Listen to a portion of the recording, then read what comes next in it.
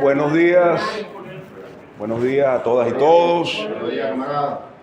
En nombre del Consejo Directivo del Instituto de Altos Estudios Bolívar Marx, le damos la más cordial bienvenida a esta nueva edición del programa de actividades temáticas que viene desarrollando nuestro instituto en función de fomentar los procesos de formación sobre temas de actualidad que nos permitan elevar nuestro nivel de formación, elevar nuestro nivel de conciencia y poder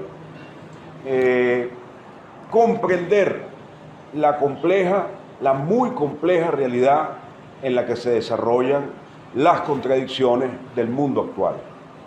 Y en consecuencia, poder en la práctica concreta que nos plantea la lucha de clases, tomar partido al lado de los intereses y en defensa de los intereses económicos y políticos de la clase obrera, de las y los trabajadores, de los explotados y explotadas del mundo, a los cuales nos debemos. El día de hoy, un día muy significativo para nosotros, se cumplen 205 años del natalicio de Carlos Marx, fundador junto a Federico Engels del comunismo científico, y en cuya obra formamos y fundamentamos nuestra acción práctica. También se han cumplido este año 175 años de la primera edición del Manifiesto Comunista, el programa fundamental de los comunistas para poder llevar a cabo los objetivos de la revolución y las tareas por la transformación social, la emancipación y la liberación definitiva de la humanidad. Hoy, al conmemorar 205 años del natalicio de Carlos Marx y celebrar y conmemorar 175 años de una de sus obras fundamentales, como es el Manifiesto del Partido Comunista, hoy vamos a abordar a través de un ponente en quien tenemos una especial y singular distinción, el profesor filósofo Carlos Armando Lazo, egresado de la UCB, estudioso de la obra de Marx por muchos años, estudioso del pensamiento económico en sus más diversas expresiones, es el ponente que en la mañana de hoy nos va a acompañar. Hoy tenemos participación de organismos de nuestro partido en Miranda. Les saludamos. Está con nosotros también militantes del partido en Caracas, a quienes también saludamos, y miembros de nuestro consejo directivo, nuestra directora académica, nuestro director de extensión, camaradas Maribel Díaz y Paul Seijas, y quien les habla, Carlos Ojeda Falcón, director general del Instituto de Altos Estudios Bolívar Marx. Nuestro propósito es constituir este instituto, este instrumento, en una poderosa herramienta para la formación de las y los trabajadores. De allí la importancia que le asignamos a las actividades que estamos realizando con esta orientación y con esta, en esta perspectiva, con esta proyección. Todos estos materiales son posteriormente editados y subidos a nuestra página web y canal en YouTube, desde donde los organismos y organizaciones con las cuales interactuamos pueden descargar para acceder a, los contenidos que se desarrollan en la actividad presencial. Así pues, tengan todos y todas, no retrasamos más el inicio de esta actividad, nos hemos propuesto ser puntuales en su realización, en el sentido de iniciar a las 10 de la mañana y concluir en torno al mediodía, entre las 12 y las 12 y media del día. Buenos días, dejamos en el uso de la palabra al profesor filósofo Carlos Armando Lazo, quien nos va a exponer el día de hoy. Bueno, muchas gracias primero al Instituto por estar en este día de hoy, que es un día muy importante para nosotros, sobre todo, bueno, porque son los 205 años del natalicio del camarada Carlos Marx, que es el que guía pues, todo lo que es la transformación global de la sociedad mundial. En eso quería empezar un poco porque la vigencia del pensamiento de Marx es algo así que parece que no se notara, pues, parece que el pensamiento de Marx es el pensamiento de Marx es un pensamiento que desarrolló una cultura política nueva, pues. Es decir, antes de Marx la política no tenía las mismas características que después de Marx. Es decir, Marx le dio un contenido científico, si se quiere, a las acciones políticas. Es decir, desarrolló una base fundamental desde la cual pensar la política. En el Manifiesto Comunista, por ejemplo, es que parte el contenido teórico político en dos. Es decir, antes del Manifiesto Comunista no existía una guía, un desarrollo o un instrumento para la transformación social. Pues eso no existía antes. Pues. Ni existía la necesidad de crear una teoría del partido, ni existía el partido pues, como tal. Pues. Existían organizaciones, pero no con el objetivo de la transformación que pensaba Marx. Marx en el año 1848, por supuesto, no había desarrollado el capital, pero tenía toda una cultura política y en el manifiesto encontramos muchas de las cosas que después desarrolla en el capital. Pero eso es un elemento que quiero destacar porque ese ítem, ese hecho, esa transformación en el pensamiento teórico de la política que generó Marx con el Manifiesto Comunista es el que va a desarrollarse en el resto del siglo hasta nuestros días. Pues. O sea, la influencia del Manifiesto Comunista, que no es una influencia desde el punto de vista académico que está desarrollándose en la universidad, etcétera, sino que es de la actuación política. Pues. Es decir, no existe ningún partido en el mundo que no tenga sus raíces más profundas en ese Manifiesto Comunista y luego la transformación que hizo Lenin y la construcción del partido. Pues. Entonces, esos son hechos que son importantes en el desarrollo de la política y de la estructura, como decir, la estructura de la estrategia, la estructura de la táctica, todo eso tiene sus raíces en ese manifiesto comunista. Y sobre todo, porque para esa época hay una cantidad de revoluciones que se están desarrollando en Europa, en Alemania. En el año 1847, 48 hay un conjunto de transformaciones políticas que se están dando y eso es uno de los elementos que a Marx le impresiona y por eso escribe lo que escribe. Es decir, inclusive ahí en el Manifiesto Comunista está también planteada todo el proceso de desarrollo de la lucha de clases, de toda la sustitución de unas clases por otras. Eso está planteado en el Manifiesto Comunista. Yo pienso que una de las lecturas obligadas, y no solamente de la lectura, sino del estudio obligado al Manifiesto Comunista de los militantes comunistas. Es decir, un militante comunista debe conocer el Manifiesto Comunista, inclusive toda la estructura histórica, todo el contexto histórico en el cual se desarrolla, porque ahí está, como decir, la base fundamental de la cual Marx toma para el desarrollo de su teoría política y el desarrollo de la teoría de lucha de clases. Eso está planteado inclusive de los modos de producción.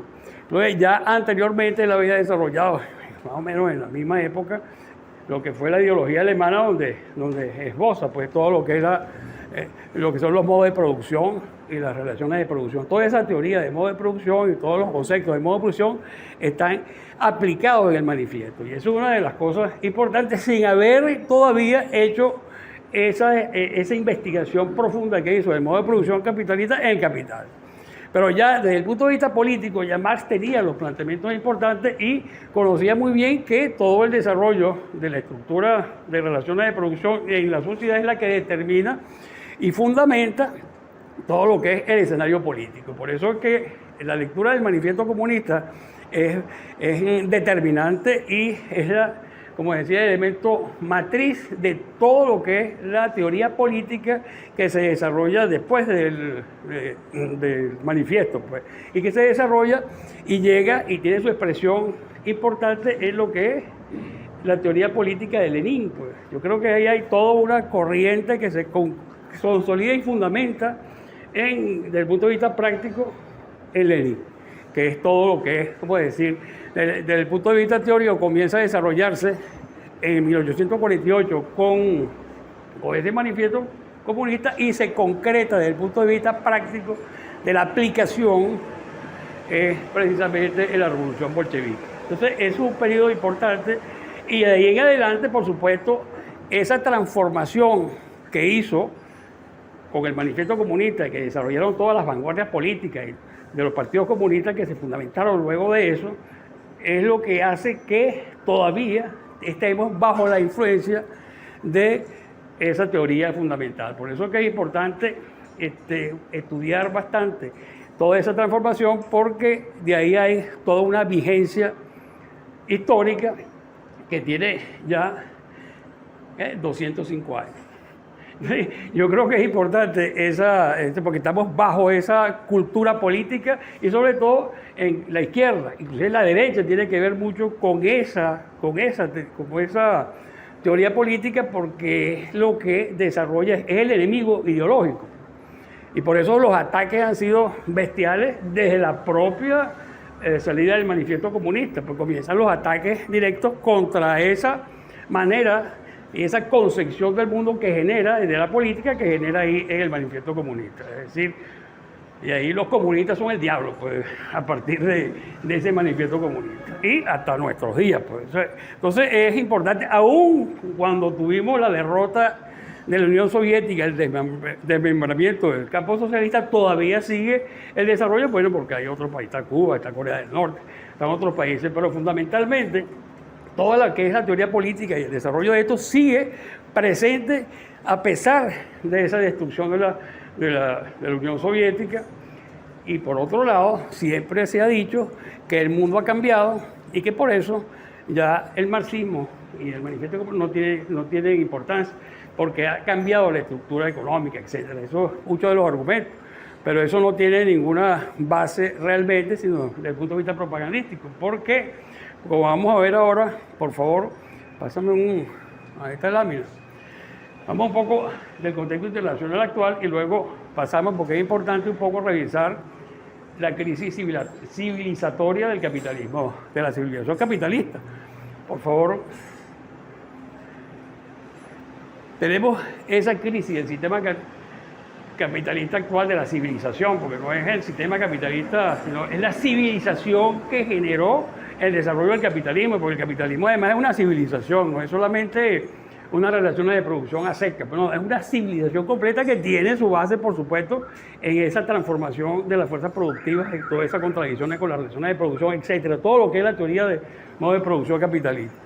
Entonces tenemos una dimensión medioambiental que está en crisis, es decir, esa dimensión significa, bueno, que hay una crisis ambiental en todos los aspectos de lo que es el medio ambiente, que por supuesto están fundamentadas en la relación capital-naturaleza. Pues el capitalismo ha ido destruyendo la naturaleza. ¿Por qué? Bueno, porque a medida que pasa el tiempo necesita ir transformando esa naturaleza, desarrollando nuevos productos, etcétera, nuevas materias primas para mantener realmente sus tasas de rentabilidad, y por eso, bueno, va destruyendo la naturaleza hasta que la acabe, pues. Si nosotros no acabamos con el capitalismo primero, pues entonces ellos van a acabar con la naturaleza y por supuesto con la especie humana, porque necesitamos de la naturaleza para vivir, pues.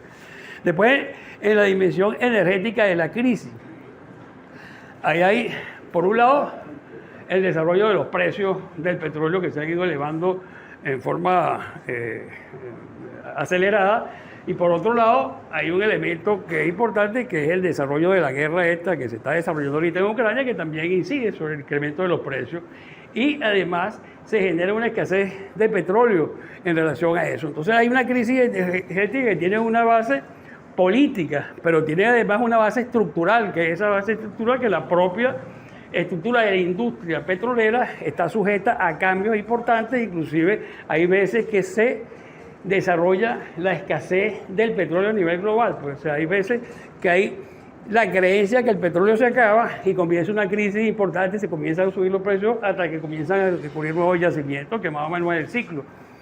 Ahora, yo creo que tendremos petróleo por 500 años todavía, pero algunas veces se produce, como hace unos años, que hubo la idea de una crisis de escasez de petróleo. Vamos, esta es la dimensión alimentaria de la crisis. Es decir, hay una escasez de alimentos a nivel global, no tanto por la escasez de alimentos, sino por el incremento de los precios que se ha ido desarrollando y que se han incrementado a nivel de esta guerra que tenemos en esa zona de Europa, en Ucrania y Rusia, que son además productores de cereales, pues. Y entonces eso ha provocado una escasez de alimentos que ya venía generándose, pero se profundiza con la guerra. Por favor. La crisis migratoria. Bueno, nosotros estamos viviendo una crisis migratoria a nivel global. Venezuela es uno de los países que está en el proceso de migraciones por diferentes tipos de causas, pero fundamentalmente es por la crisis interna y el deseo puede irse a otras latitudes a ver si logran una nueva vida, van con una quimera, que inclusive hay muchos que se han devuelto, etcétera, y es un éxodo provocado políticamente también, porque sabemos que Borges se puso a decir, es decir, la oposición ha hecho esfuerzos importantes para esa migración.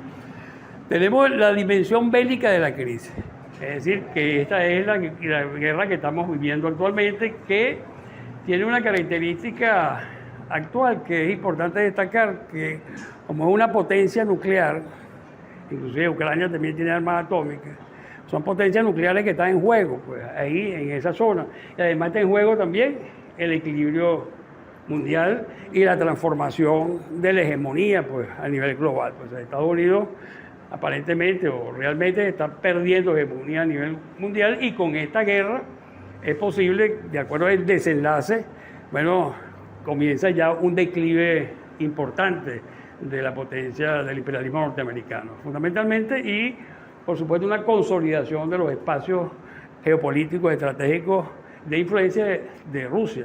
Entonces yo creo que hay una guerra, por eso, importante, que puede tener consecuencias inclusive del desarrollo de una tercera guerra mundial. Después tenemos la crisis política, que es precisamente esa pérdida de hegemonía de los Estados Unidos a nivel global. Esa pérdida genera a nivel global también una crisis política que la estamos viendo en toda la zona europea, lo estamos viendo en el propio Estados Unidos. Y además de eso, esa transformación de la hegemonía norteamericana tiene que ver mucho con el incremento del poder de China dentro del escenario global, porque es lo que realmente está haciendo, como decía, un contrapeso importante en la hegemonía norteamericana, sobre todo a nivel del comercio y el desarrollo científico, tecnológico y también militar. Entonces, ahí hay un cambio importante que se está gestando, pues ahorita estamos viendo eso, como decía, en la génesis de la transformación de los espacios de poder mundial y de la geopolítica mundial. Ajá. Ahora vamos a entrar aquí en una cuestión que el manifiesto. Estamos diciendo que el manifiesto comunista y el pensamiento marxista está vigente actualmente. Es decir, que hay una vigencia desde que se formuló hasta nuestros días. Esa vigencia, ¿por qué está determinada la vigencia? Porque tenemos que ver, pues, ahí hay un elemento central que es precisamente ese que está escrito en 1948. Es decir, esta estructura que tenemos ahí, que en la sociedad burguesa el trabajo vivo no es más que un medio de incrementar el trabajo acumulado, en la sociedad comunista el trabajo acumulado no es más que un medio de ampliar, enriquecer y hacer más fácil la vida de los trabajadores. Pues ahí está poniendo mal el trabajo acumulado en la sociedad capitalista, que es una apropiación, por supuesto, privada, y el crecimiento de la riqueza de una clase social, y en una sociedad comunista en la cual esa acumulación sirve para que toda la población viva mejor, pues, en términos llanos. Pues, o sea, hay una distribución ahí importante de todo lo que es el esfuerzo común que hacen los trabajadores para generar esa acumulación, que el capitalismo se apropia, es una apropiación privada, y en una sociedad comunista sería una apropiación comunitaria de la comunidad completa, pues entonces la distribución sería totalmente, todo el mundo gozaría pues de esa acumulación, se distribuiría en toda la sociedad completa, pues. Entonces, ahora, ¿qué ocurre aquí? Vamos al segundo. Este es el problema ya de lo que es la estructura de clase y por la cual hay un desarrollo pues, de todo lo que es desde el año 1948, que es lo que captura Marx, y lo que va a proyectar el futuro, es decir, durante todo el capitalismo.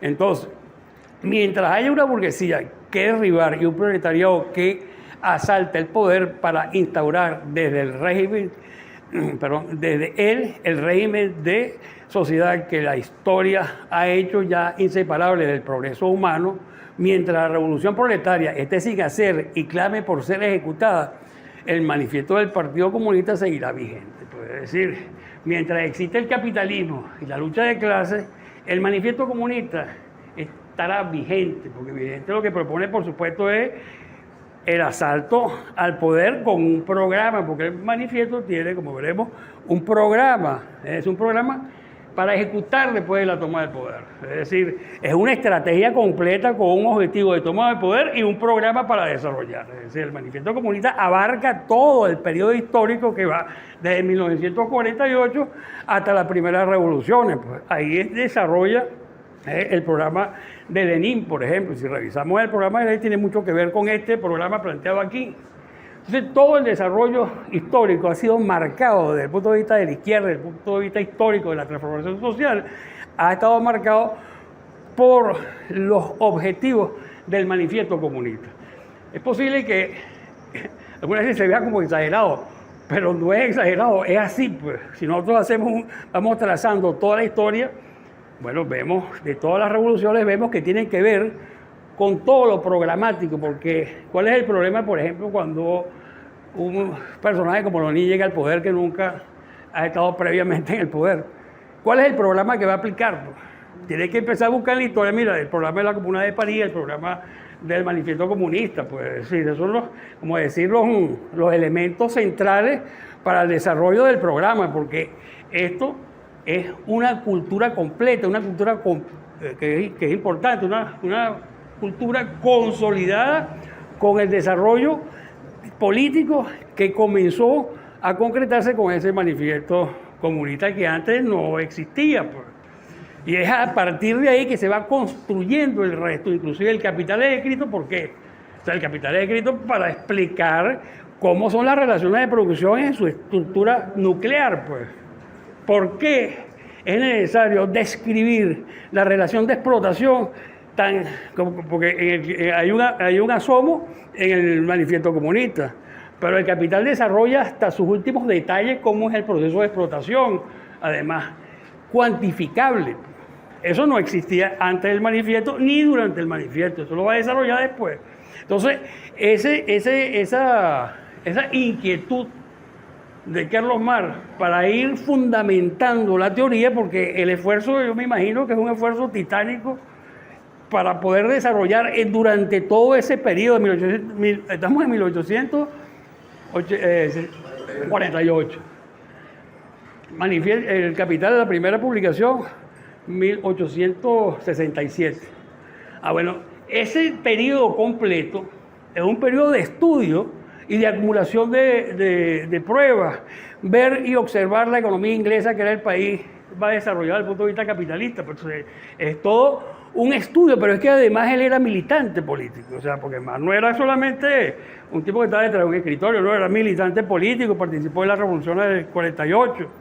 Ahora, antes del 48, antes del manifiesto comunista, que comienza con los manuscritos económicos filosóficos, que comienza a desarrollarse en el 44, 4 años antes, pues hay todo un desarrollo intelectual de Marx previo al manifiesto comunista, y en ese manifiesto comunista entonces ya comienza a desarrollar la estructura política. Fíjense que hay, primero, concibe la estructura política desde el punto de vista de las revoluciones que se están presentando en el año 48, esa experiencia la toma él para construir primero la estructura política. Él construye teóricamente la estructura política, la teoría del Estado, ¿dónde lo saca? La teoría de la Comuna de París, pues.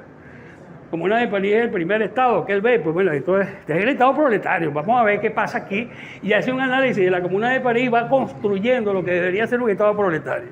Entonces hay una relación, como decir, una relación entre la teoría y la práctica que ha sido coherente y se funde en una teoría, pero es que él también entonces está desarrollando políticamente la actividad. Entonces eso va construyendo, que me parece que es una de las cosas importantes de Marx, cómo él va integrando su experiencia política, su conocimiento práctico, y lo va integrando dentro de una teoría y va avanzando y va generando nuevas categorías y nuevos elementos que lo elabora partiendo de la historia, pues, de su práctica histórica. Entonces, es un elemento, como decir, que es la base del materialismo histórico. Es decir, es la base del materialismo histórico en el sentido de que es solamente en esa relación teórico-práctica donde se puede desarrollar la política y la historia. O sea, no es posible nosotros, y por eso que hay una diferencia tan grande entre lo que es las teorías idealistas y las teorías que no tienen que ver con la práctica política, que con esta, pues el marxismo es eso, precisamente, es la relación teórico-práctica, la fusión, pues. Pero la fusión además colectiva, porque tampoco es que una persona se puso, porque en el desarrollo teórico-práctico Marx estaba dentro de un partido, generó la Liga de los Comunistas, desarrolló pues organizaciones políticas para poder actuar en forma colectiva y transformar el mundo. O sea, tampoco es que él, lo que pasa es que nosotros creo que algunas veces cometemos no el error, pero sí vemos a Marx como aislado, pues. Como aislado, como el hombre que escribió sin que hubiera alrededor de él conversaciones, discusiones, en todo. Yo me imagino esas discusiones en la Liga de los Comunistas, en las organizaciones del trabajo donde él desarrolló. O sea, ahí habían grandes discusiones y ahí donde se va desarrollando, porque además se discute la política, se discute la acción práctica y ahí se elaboran las teorías políticas. Bueno, lo que hace el Partido Comunista, pues es una tradición de los comunistas. No es posible, exacto. Entonces hay toda una estructura, hay toda una discusión, pero que tiene un fundamento en la práctica política. Y además, por otro lado, está elaborando la teoría. Cuando llega el capital, ¿por qué la necesidad del capital? Bueno, porque tiene que fundamentar lo que está diciendo. Pues, ¿de dónde sale toda esa estructura de clase? ¿Cómo es eso? Pues? Es decir, ¿qué es lo que determina realmente ese problema de la explotación? Pues? Entonces, bueno, lo escribe y lo desarrolla en el Capital. Y lo desarrolla en el Capital porque ya él era, pero fundamentalmente necesario. Pues. O sea, tengo que explicar ahora cómo es lo que estoy diciendo. Aquí inclusive hay un documento que es trabajo asalariado y capital, que es una exigencia de los obreros. Dice un momentico, bueno, explícame cómo es esa base material de la lucha de clase. Entonces, eso lo dice él en el prólogo. Bueno, entonces dice, bueno, tengo que escribir esto, tengo que explicarle qué es lo que yo digo, cuál es el fundamento de esa lucha de clase. Bueno, entonces desarrolla el fundamento material de la lucha de clase, pero además es un anuncio de lo que va a desarrollar en el Capital, pues porque el Capital es eso. Inclusive en la última parte del tercer tomo, que no pudo desarrollar, que lo dice él mismo ahí, que es la teoría de las clases sociales, pues. O sea, Marx no pudo terminar la teoría de las clases sociales, que queda inconclusa en el tercer tomo del Capital al final. ¿Por qué? Porque no le dio tiempo pues, de escribir también sobre las clases sociales, pero las bases fundamentales para elaborar una teoría de las clases sociales están en el Capital. Es decir, debe haber habido, no conozco, pero debe haber habido teoría de las clases sociales basadas en el Capital. O sea, hay muy pocas cosas escritas sobre eso. No sé por qué, pero no sé si en la Unión Soviética en esa época se escribió algo sobre eso. Pero tiene que ver el desarrollo de la teoría de la lucha de clases y de las clases sociales basadas en el Capital, como él lo dice en el Capital. Entonces, bueno, pienso yo que después de esas obras, de todo ese proceso que tuvo influencia política en tiempo real, es decir, a medida que se iba escribiendo todo eso, tenía influencia política en la sociedad donde vivía, porque además se hacían discusiones en los periódicos sobre el manifiesto comunista, sobre los textos que escribía Marx. Y entonces eso permeó en la sociedad capitalista, inclusive el odio que le cogieron a Marx en esa época era furibundo, bueno, porque supuesto, pues él le está diciendo de todo, él es lo que lo va a destruir, que va a sustituir la clase, sobre todo a partir del manifiesto comunista. Entonces, el odio era un odio de verdad, pues, un odio de clase contra Marx y sus seguidores, pues, porque o sea, tú estás anunciándole que tú vas a desaparecer.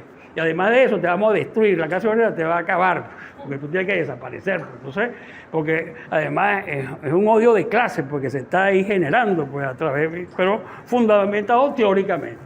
Entonces, pero esa influencia de Marx, que es lo que estamos viendo, después de todo ese siglo, después del año 1848, 1867, sigue ahí en la salida del capital, entonces ya es peor, porque ya hay una fundamentación de la política, de lo que venía desarrollando en todo el proceso anterior, desde el punto de vista teórico, el manifiesto comunista, y toda la influencia de ese manifiesto comunista. Desarrolla la teoría, la teoría del fundamento teórico de la política que está en el capital. Ese es el fundamento teórico de la política que logra consolidarlo. Entonces, ¿qué tenemos en Marx? Un sistema completo político, un sistema completo de cómo se mueve la sociedad, cómo descubre entonces el desarrollo, la ley de desarrollo de las sociedades. Pues.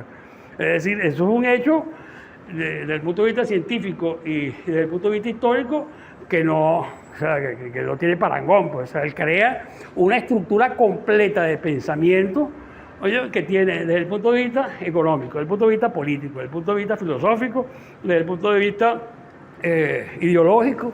O sea, podemos desarrollar toda una estructura, inclusive en el capital hay elementos políticos, hay elementos, por supuesto, de la relaciones económicas, está la teoría de los modos de producción desarrollada en el capital.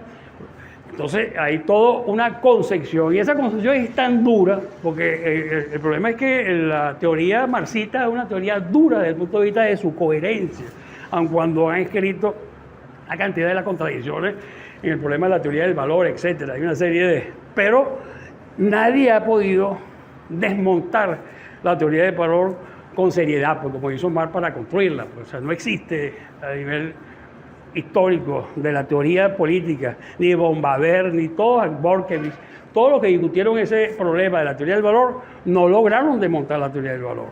Entonces hay una estructura sólida que se proyecta después de 1867 y sigue desarrollándose, bueno, que produjo nada menos que la revolución bolchevique, pues. O sea, la revolución bolchevique está íntimamente ligada al desarrollo teórico, político, práctico de la teoría del capital, la teoría marxista, pues. Es decir, por eso es que después se llama marxista-leninista, pues, porque es Lenin el que desarrolla todo ese bagaje político, teórico, tanto en la economía como en la política, lo aplica y desarrolla una revolución que duró 70 años. Pero esa revolución, al ser concretada en Rusia y se forma la Unión Soviética, bueno, la influencia de Marx es muchísimo más profunda y más amplia a nivel global, pues, porque a través de la Unión Soviética el marxismo se coló en todas las sociedades del mundo, en todas. O sea, no hay un lugar de la Tierra que no tenga que ver con Marx. O sea, no hay un lugar, bueno, la India, Nepal, que yo nunca pensé que en Nepal iba a haber una revolución marxista-leninista. Bueno, ahí está Nepal, que tomaron el poder, la formación de las organizaciones comunistas, lograron inclusive participar en las elecciones, ganan las elecciones. Hay todo un proceso de desarrollo en Nepal, que aparentemente no tiene nada que ver con Occidente, pero con Marx sí. Entonces hay un desarrollo global de lo que es la teoría marxista, es decir, un desarrollo expansivo de lo que significa China, que con Mao, Marx se transforma y lo adapta a la sociedad de China, pero su raíz es la explotación del hombre por el hombre, pues su raíz es el capital, es el marxismo. Entonces, China es un país donde, por supuesto, el marxismo se expandió y se desarrolló con la Revolución China. Pues.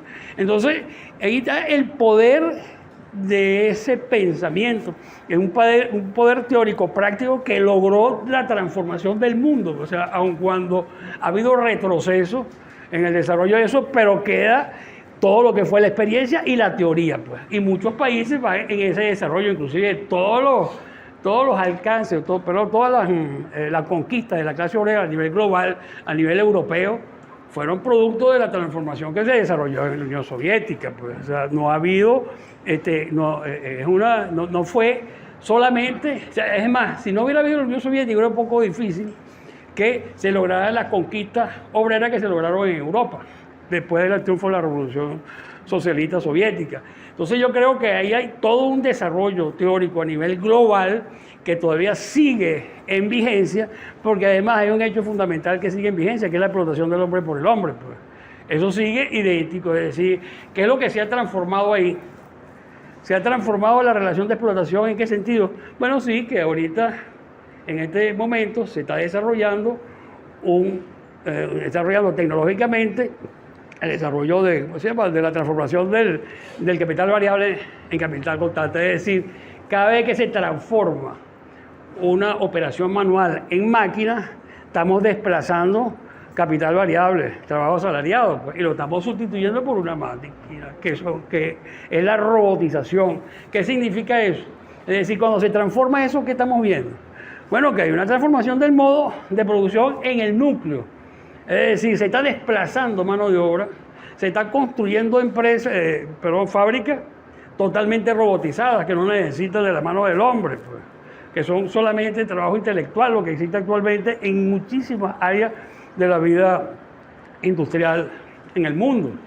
Eso significa que el modo de producción está cambiando, porque esos que son desplazados, ¿para dónde van? Pues son desplazados de su función de conocimiento. Puede decir, un tornero que es desplazado por una máquina no se puede volver a incorporar a ese tornero, porque hay una máquina que lo hace, para que entonces ya no sirve él.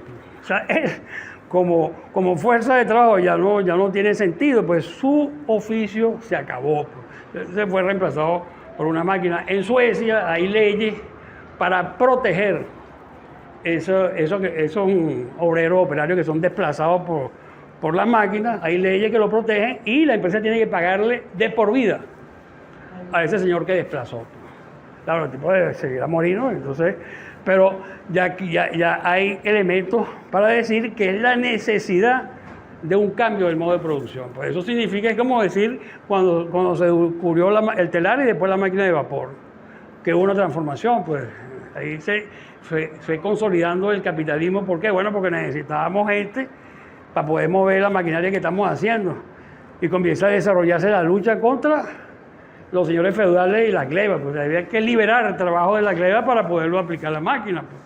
Entonces, bueno, eso es posible que esté ocurriendo actualmente con ese desplazamiento del trabajo. Es necesario un cambio de modelo, pues, modelo de producción, porque la forma en que se organiza la producción actualmente con robotizada generaría una crisis gigantesca, porque, bueno, las cantidades de personas quedarían desempleadas y muriéndose en la calle de hambre. Y los empresarios no podrían vender lo que están produciendo, porque la productividad de esas máquinas son tan elevadas que quién la va a comprar si estás desplazando mano de obra y están bajando los ingresos, está bajando el salario, porque el salario global. Entonces, ¿dónde van a vender ellos lo que producen? Entonces, hay una contradicción ahí que se está efectuando en estos momentos. O sea, que no se ha profundizado del todo, pero vamos para allá. Inclusive, esa aplicación de la robotización a las armas autónomas. Ahorita hay armas autónomas que tú las sueltas y él identifica a los blancos y comienza a disparar a blancos enemigos, que está en modelo experimental, pero hay fallas porque parece que se han equivocado y han disparado contra los propios amigos, pues, porque es un robot que está ahí, que está identificando blancos. Entonces el robot comienza a disparar contra los propios amigos. Pues, entonces hay problemas, entonces tuvieron que cancelar la operación para ver cómo hacen para resolver el problema ese de que los tipos están medio locos todavía. El robot todavía no ha logrado ser perfecto, pues, que no se equivoque. Pues.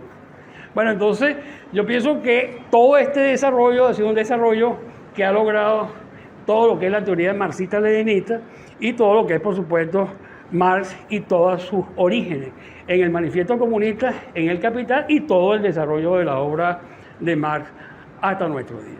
Bueno, con esto creo que terminamos. Gracias.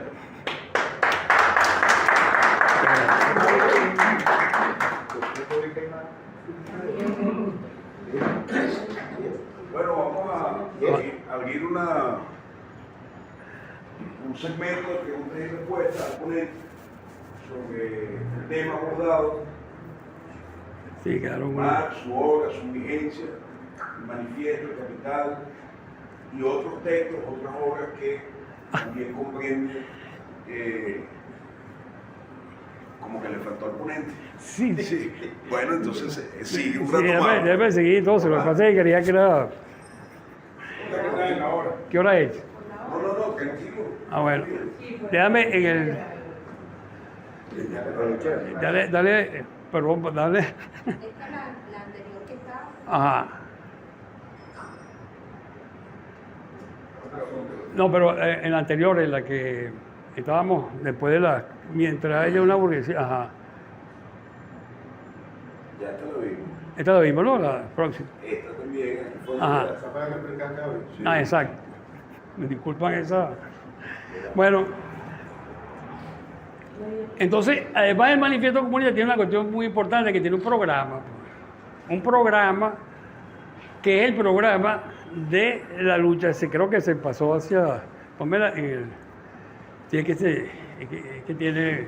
Bueno, ese es el programa que propone Marx en aquella época. Pues. ¿Eso qué significa? Que detrás hay una organización política que está desarrollando ese programa, que hay una organización pues, dentro de todo lo que es las enseñanzas de Marx. Pues. Entonces, ¿por qué? Porque hay el programa. Si hay el programa es porque hay un partido o hay una organización política que es la que vaya a llevar a cabo ese programa. Y ese programa, ¿desde dónde se va a desarrollar? Desde el poder. Pues. Entonces, hay toda una lógica teórica para el desarrollo de la política y la toma del poder, dentro de esa estructura del manifiesto comunista. Por eso es que es tan importante estudiar y leerse el manifiesto comunista y sobre todo relacionarlo con la época que se vivía en ese momento. Entonces, fíjense que aquí son proposiciones radicales, es decir, estamos en 1848, o sea, es importante, ¿no? Que él propone expropiación de la propiedad territorial y empleo de la renta de la tierra para los gastos del Estado. Ahora, yo creo que en casi toda Europa, no sé si me equivoco, pero en casi toda Europa la tierra es del Estado, o por lo menos no es... Creo que hay países que la tierra que no es propiedad, no tiene una propiedad privada exactamente. Yo creo que en Suecia, por ejemplo, la tierra son del Estado, de la monarquía, etcétera. Ahí son las privadas, pero y hay mecanismos con los cuales se pide, como decir, permiso para invertir en zonas, para hacer edificios, etcétera. Pero la propiedad de la tierra no está en manos. O sea, yo creo que lo primero que cambió a nivel en el capitalismo fue la propiedad sobre la tierra. Entonces, pero fíjense que él lo propone en 1848. Ahora, fuerte impuesto progresivo, el impuesto sobre la renta, pues, pero que se haga progresivo, que el que más gana, más paga impuestos. Eso es importante porque ni siquiera actualmente, aunque cuando se plantea, todos los impuestos sobre la renta parece que fueran, en un principio fueran así, pero con la llegada de la globalización y lo que llaman el neoliberalismo, el impuesto sobre la renta está siendo sustituido por el IVA. El IVA, es decir, ¿cuál es la lógica del año 92 aquí en Venezuela? Bueno, que llegó Miguel Rodríguez con la reforma fiscal que hizo, bajó el impuesto sobre la renta del 55 al 34% sobre las grandes ganancias y eso desfinancia el Estado. Como desfinancia el Estado, entonces, ¿qué hace? Bueno, vamos a introducir el IVA para que nosotros los trabajadores paguemos lo que debe pagar el empresario privado. Por eso que es el IVA, para poder bajar el impuesto sobre la renta. Entonces metes el IVA y lo va subiendo hasta que logra financiar con el trabajo de nosotros el Estado burgués. Es decir, los trabajadores son los que financian el Estado burgués. Y ese es, como decir, la tendencia general, y yo creo que eso está en la Organización Mundial de Comercio, donde se ha ido desarrollando esa política fiscal de ir transformando e incrementando el IVA de manera de que la burguesía pague cada vez menos y cada vez menos financia el Estado. Yo creo que esa es la política actual que se está desarrollando hace mucho tiempo. Progresivo y regresivo. Exacto. Se transformarlo en regresivo. Abolición del derecho de herencia. Eso ya sí no es, eso sí es propiamente de una transformación comunista y revolucionaria de la sociedad, porque el derecho de herencia, por supuesto, corta la relación con las nuevas generaciones de esa acumulación que forma parte de esa herencia. Pues, es decir, en lo que tú rompes la herencia estás dejando, los últimos que quedaron, pues, son los que se van a quedar con esa acumulación que pudieron, pero los hijos no van a tener nada de eso. Tendrán que ser trabajadores. Pues eso es una medida importantísima, porque esa corta la relación entre padre e hijo, a nivel de la herencia, a nivel de recibir todo lo que hicieron sus burgueses, sus padres burgueses. Confiscación de la propiedad de todos los emigrados y sediciosos. Pues eso ya, por ejemplo, aquí ni siquiera han aplicado esa política. Aquí en Venezuela, aquí no le han quitado nada a nadie, pues, de los que han desarrollado esa política para tratar de tumbar al gobierno. Pues. En el punto 5, centralización del crédito en manos del Estado por medio de un banco nacional con capital del Estado y monopolio exclusivo, es decir, la creación del Banco Nacional, pues, donde no exista banca privada, pues, sino el Banco del Estado, pues, para concentrar, ¿qué se concentra ahí? El excedente producido por todos los trabajadores de la sociedad, que son los que producen ese excedente, bueno, se concentra en un banco, pues, y ese banco va a reinvertirse tanto en los problemas del Estado y la seguridad social, etcétera, y en el desarrollo de nuevas inversiones para el crecimiento económico, etcétera. Centralización en manos del Estado de todos los medios de transporte. Bueno, aquí hay una nacionalización de todo el transporte, es decir, ese señor planteaba, por supuesto, que no hubiera ninguna actividad comercial privada. Vamos a seguir. En el 7 es la multiplicación de las empresas fabriles pertenecientes al Estado y de los instrumentos de producción. Y los instrumentos de producción, roturación de los terrenos incultos y mejoramiento de las tierras según un plan general. Es decir, aquí introduce entonces, desde el punto de vista agrícola, todo lo que es la dirección de la producción para poder ir desarrollando e incrementando la producción de manera de satisfacer las necesidades desde el punto de vista colectivo, desde la visión del Estado. Pues el Estado, que supuestamente es un Estado revolucionario que está desarrollando esto para la sociedad en su conjunto. En el 8, obligación de trabajar para todos.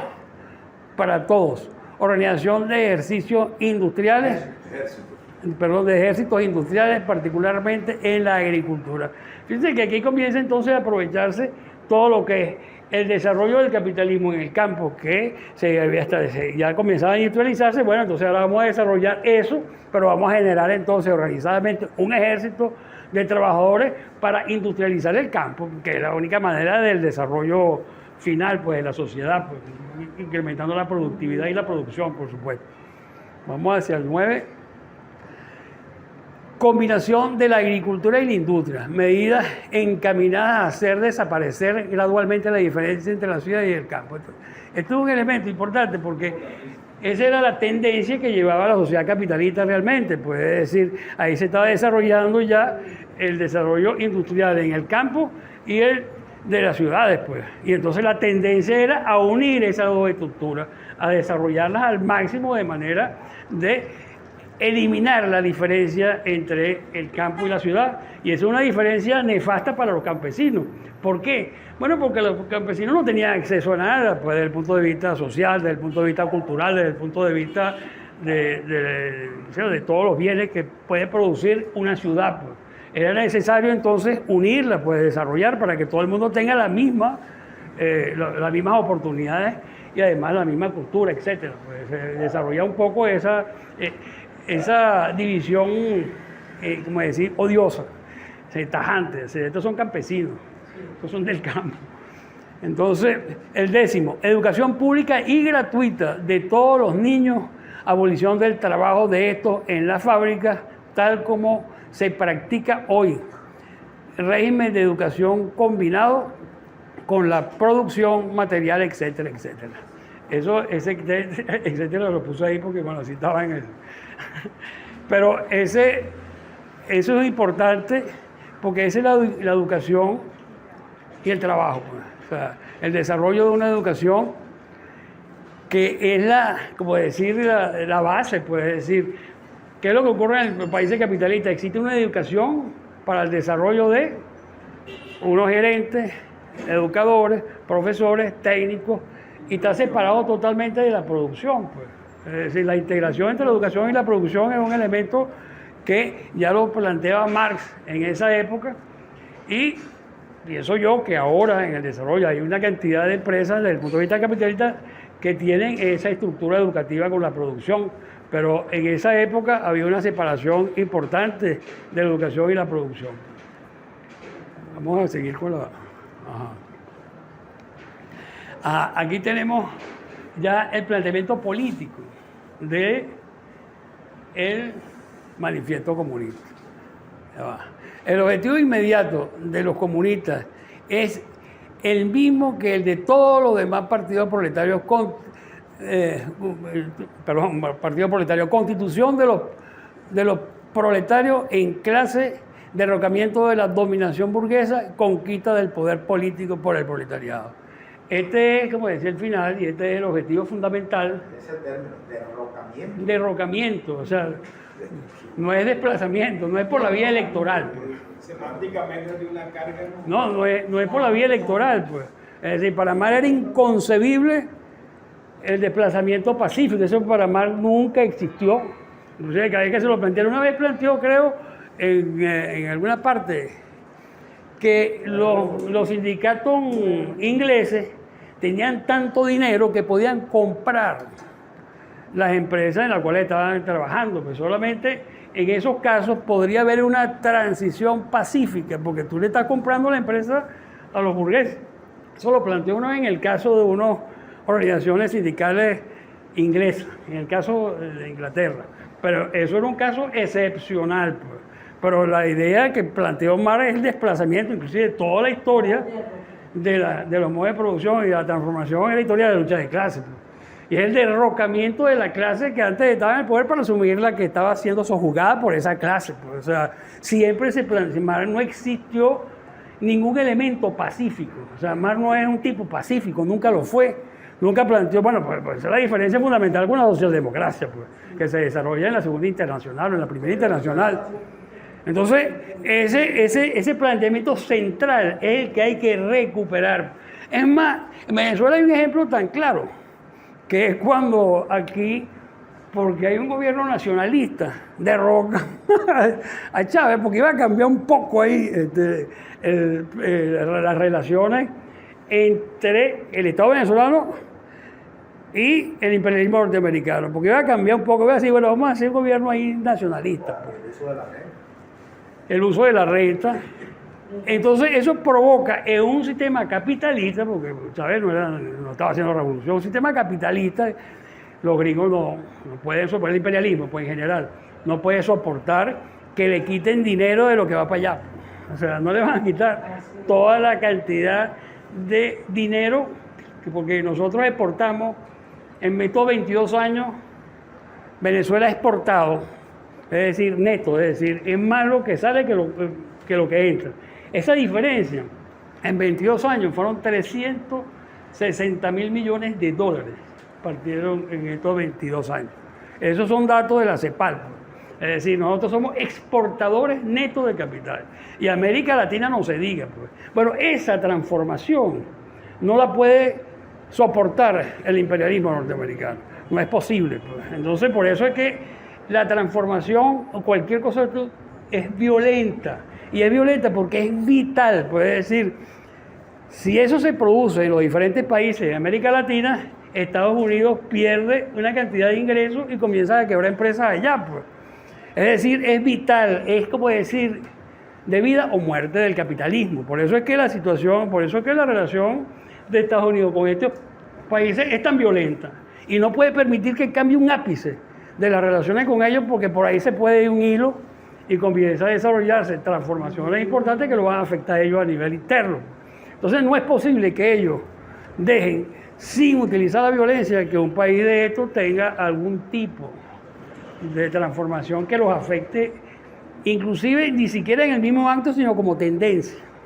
Entonces ellos tienen que mantener el estatus como es.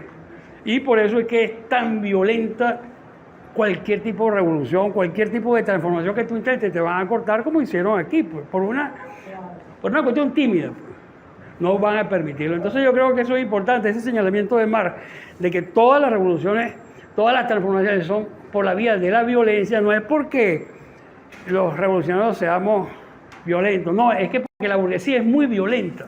Porque la burguesía es la que, donde parte la violencia, no es parte de la clase obrera, pues es la burguesía la que mantiene la violencia. Bueno, por eso tiene un ejército, tiene policía, tiene cárceles. Lo que pasa es que eso no se nota. Esa violencia no se nota porque forma parte de la vida cotidiana, ya está dentro del mundo convencional. Todo el mundo acepta a los policías, todo el mundo acepta el ejército, todo el mundo acepta que lo exploten. Pues, o sea, porque eso forma parte del mundo convencional. Sí, bueno, entonces tú, si te rebelas en una empresa, te votan. Y los demás empleados se quedan diciendo, no, te votaron, yo no voy a ser solidario contigo, ¿viste? Mejor es que te vayas, no hables conmigo. El patrón no tiene derecho a votar. Sí, el patrón no tiene derecho a votarte. Pues.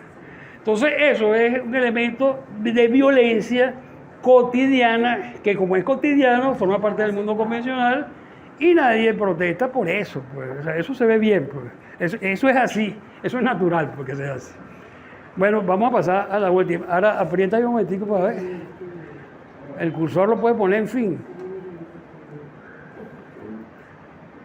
Dale ahí el... no. No tenemos corneta. No, es que ahí había unos aplausos.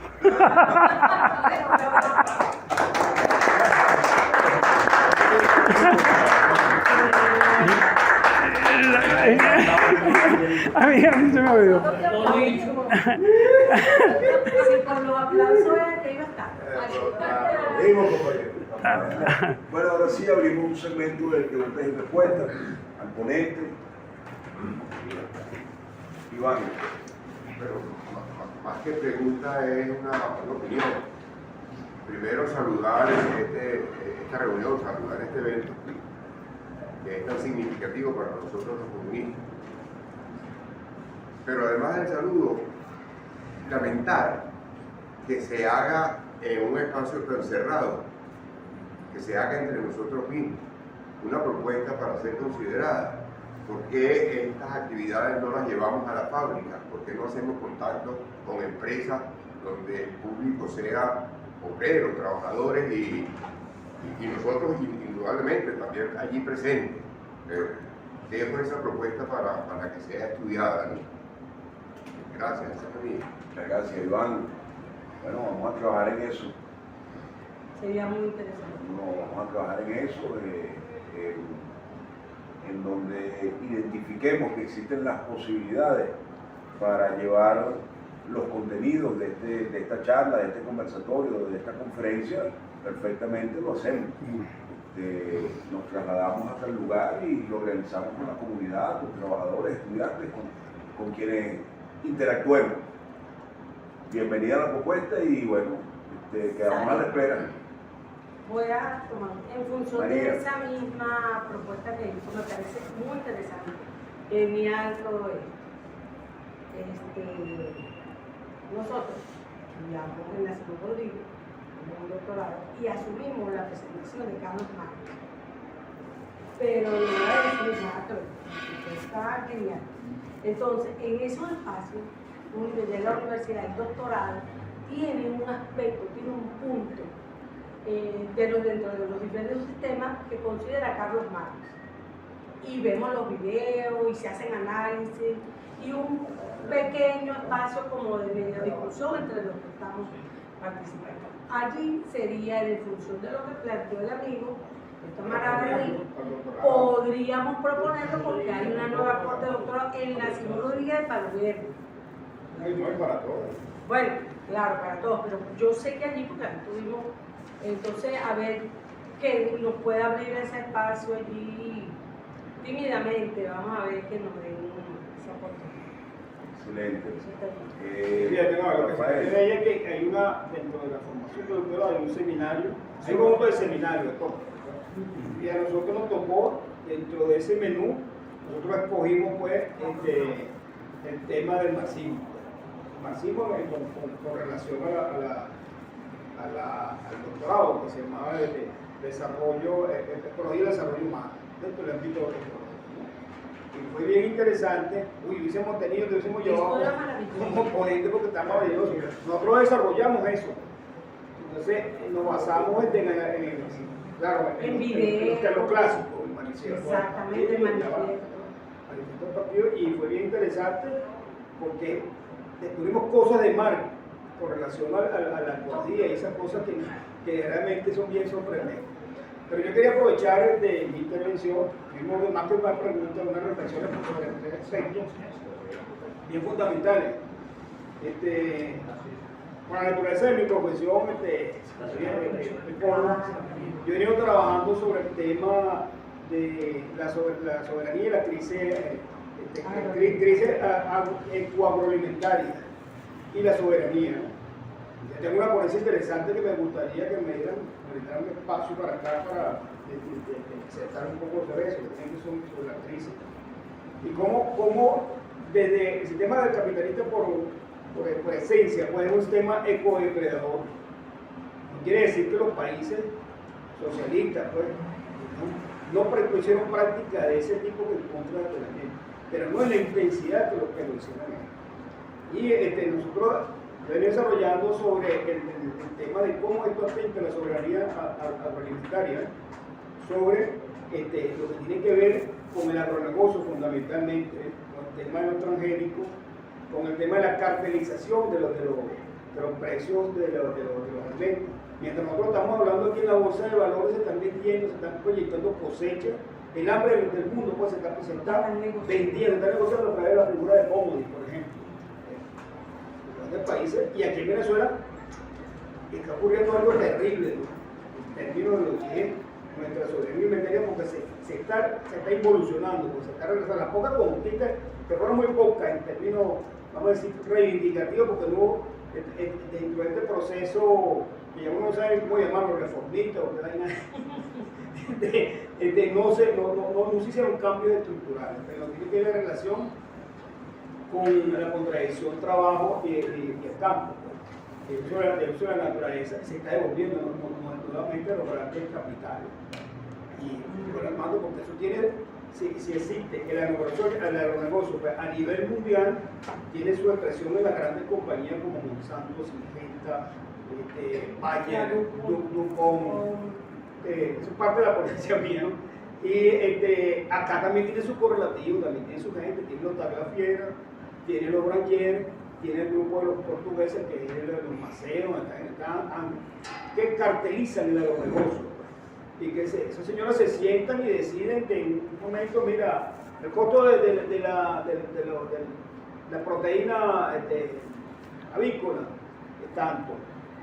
Y eso está ligado a carteles que se han formado, la nueva burguesía, esta burguesía revolucionaria, que es una categoría que también es discutible, tiene que ver con esto. Entonces me parece importante hacer un espacio para nosotros hacer este debate y desnudar develar algunas cuestiones que nosotros hemos venido investigando desde el programa Mano a la Siembra. Bueno, yo mi tesis de doctorado fue fundamentalmente en eso, ¿no? Porque tiene que ver con el sistema capitalista y la situación de soberanía agroalimentaria. Paul. Sí, más que todo son algunos datos que encontré por ahí hace tiempo, ¿no? Tenía 30 años Carlos Marx y tenía 28 años Federico Engels cuando escribieron el manifiesto. Se demoraron un año. Fue un mandato de la Liga de los Comunistas, una cantidad de organizaciones que se fueron creando en Europa, que ya estábamos hablando de la explotación del capitalismo, pero no se nombraba como proletario, como trabajo, el pensamiento comunista. En Marx se le da ese sentido, no, somos comunistas. Producto, sí, se llamaba la Liga de los Justos, la organización del Estado. Un año y dentro de la anécdota está que casi que al final le dicen, bueno, mira, si tú no entregas esa norma, te sancionamos. O sea, el capital fueron también bastantes años que tuvo Marx. Vivía en Londres, en el Soho de Londres. El Soho de Londres es como vivir cerca de donde está el basurero de aquí de Caracas. Y se tenía que ir de ahí o las vallas, a la biblioteca central para estudiar, dedicarse a estudiar todos los libros de economía habido y por haber en su época para hacer. Entonces,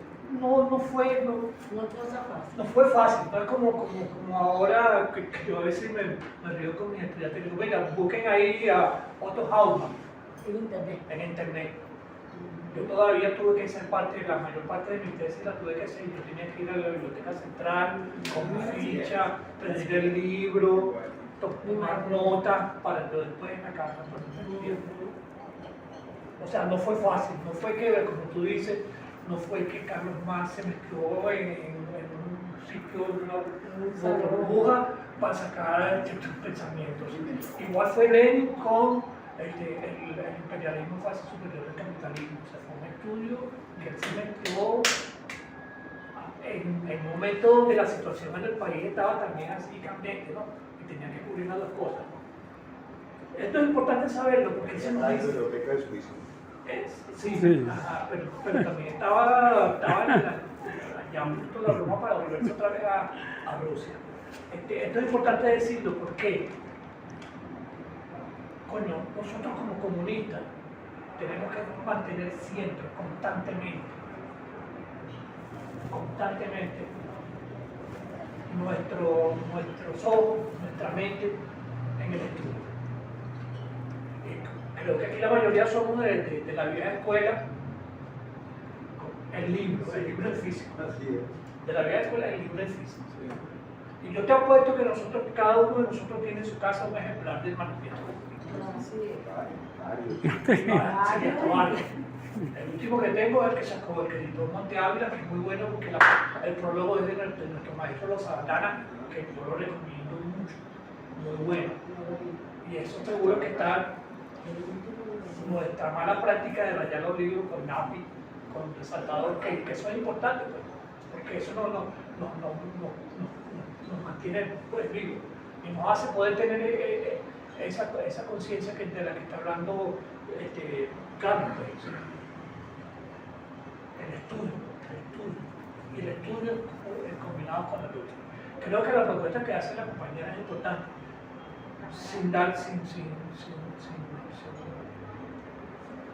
sin asegurar nada. Bueno, yo creo que en cada sitio de trabajo, los que estemos trabajando todavía, deberemos hacer todo el esfuerzo por llevar esta pequeña conversatorio para allá. Un dato aparte, lo saco a colación porque tiene que ver con en 1892 hubo un escritor sueco, Otto Haussmann, que escribió una obra que se llamó Los Tejedores. En ese momento, en las grandes fábricas productoras de tela, estaban cambiando a los tejedores por las máquinas, por los telares. Y Haussmann escribe la obra, y la obra es una rebelión de los tejedores suecos contra las máquinas. O sea, el primer sentido de conciencia del trabajador está desplazando una máquina. Ojo, eso es como un llamado a conciencia de ver que eso puede pasar ahora cuando la automatización se imponga mundialmente, globalmente. Y hay otra obra que es mucho más reciente, disculpa, Carlos. Es de 1920, es de un checo. Es el movimiento lutista. Tiene que ver, sí. De 1920, de un escritor checo, Karel Čapek. Él escribió una obra que se llamaba R.U.R. RUR.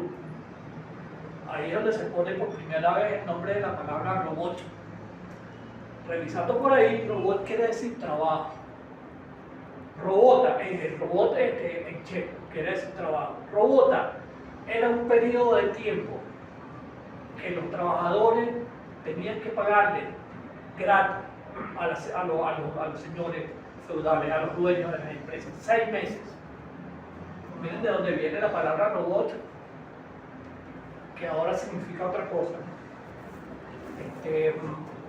Cuidado, hay una escena en una película basada en un libro que se llama Yo Robot de Asimov, Hay una escena donde la gente se revela precisamente contra la máquina, porque ya la máquina, ya el robot estaba invadiendo todas, hasta los espacios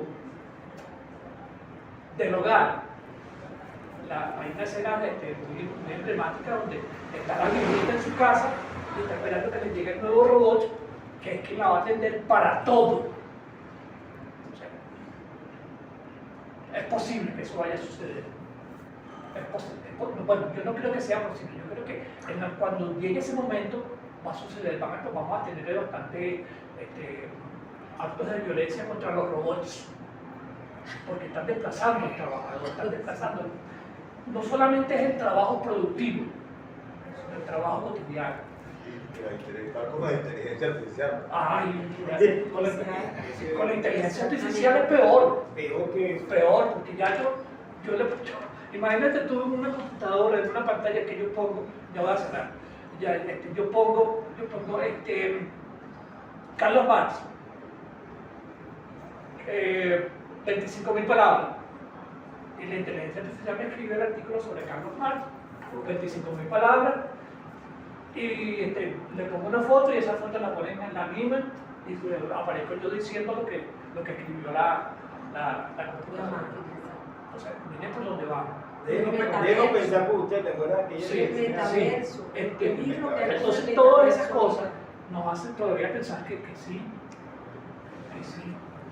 El pensamiento, la obra de Carlos Marx, la de Lenin, por supuesto, tienen una absoluta y una gran vigencia, que nosotros comunistas no podemos dejar de mantener la lectura, mantener el estudio de esas obras.